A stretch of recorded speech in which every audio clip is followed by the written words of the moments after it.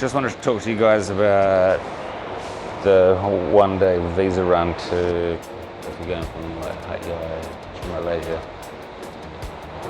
I think it doesn't really exist anymore. It seems like you have to spend one night in Pedang Besar. And it's not so bad. So if you're going from Hatyai, the train is 50 baht one way to Pedang Besar. And do not be confused, there's actually two Pedang Besars. It was one city and then it was split in half by the British, and now there's one side on the Thailand border, Pedang Besar, and there's one on the Malaysian border, Pedang Besar as well. So it still feels like you're in Thailand. It's very chill, it's relaxed, not, you know, I'm not saying that Malaysia's not relaxed, but it's just, it's still kind of it's a mix of Thailand and Malaysia, obviously. And as we discovered, it's not a bad place to spend the night. Like if your aim is doing the quick visa run, that was our intention. We wanted to do the day run, which obviously thousands of people have done in the past. You just cross over on the train or in your car. There's a few border crossings going from Hatyai down to Malaysia. Everything I read online was saying the train was the best option if you're going. So you can choose. You go down to Penang, which is beautiful. Penang's a beautiful island, tourist location, cool hotels, swimming pools, beaches, tropical, good food, amazing. That's well worth it. We've been down there, a few times. But this time we wanted to do it quickly. We wanted to do it in one day, and that's what people used to do. They'd take the train. It's one of the easiest ways. So the train border is better, they're more friendly. Like, anyway,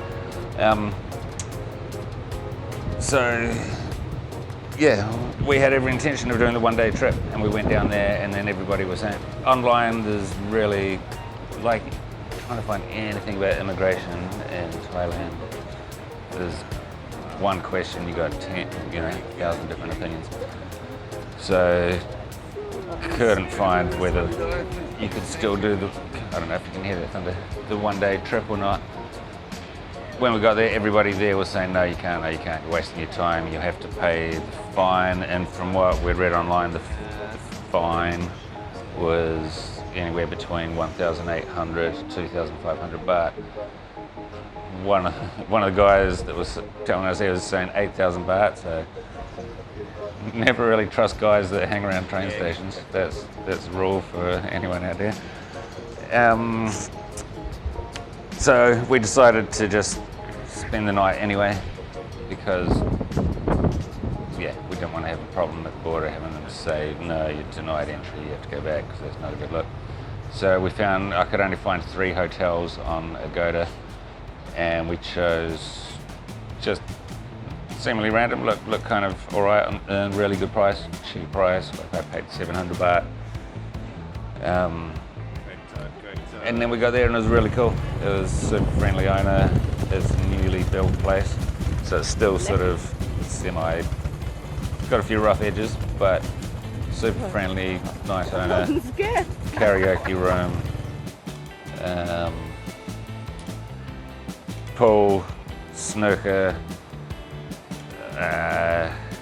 There's a hot tub, really good gym, like quite a big gym, which all glass overlooking, and really beautiful surroundings. I was quite surprised. It was beautiful mountains, really lovely nature. And he had free scooters, so you could take the scooter out. We, on the old wave scooter. And we went out and found a restaurant and saw a big lizard on the road. That was pretty cool. Very difficult to find food. That's in that way, it's not like Thailand. We found not a lot of street food there. I think most people there would be cooking themselves or whatever.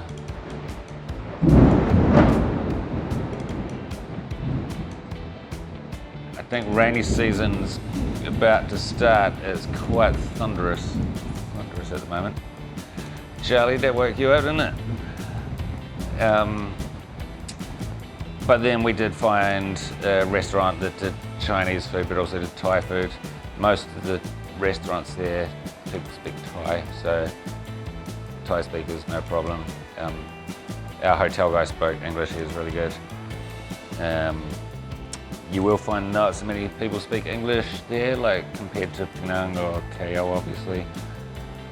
Probably more mixed Chinese and Malayu, I think it's called.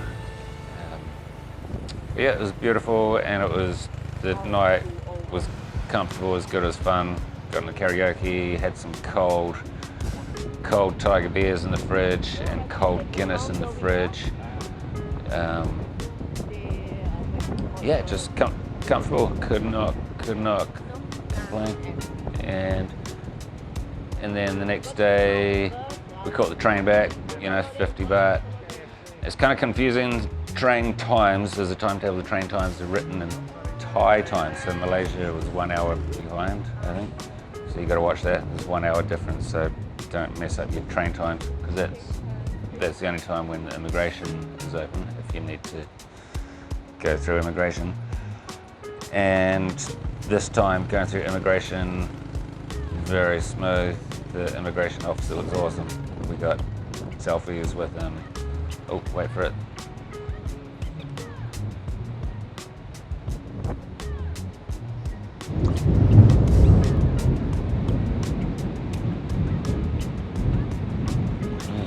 There's a big one. And the train's fun. Like I don't know. I think you call it a C-class train. So it's windows. Do not put your head out the window. You'll get your head. Yeah. So it's pull up the shutters, pull down the window, so it's open air. Very basic, but it was actually pretty cool. We've been down to Malaysia a few times by road, various ways, and really the train was a much more pleasant experience. None of the stress of being on the busy highways. You're just going through beautiful jungle most of the way, and it was fast. It was like 1 hour from Hatyai down to Pedang Besar. So it's a one-day trip from Hatyai if you're thinking of getting your visa. And then you come back on the visa exemption, 30-day visa exemption. They haven't changed it to 60 days yet. But that's basically it. You have to stay the night now. You can't do the same day visa run. That seems to be the thing of the past. Unless you've paid a special fee, maybe. Yeah, so that's that.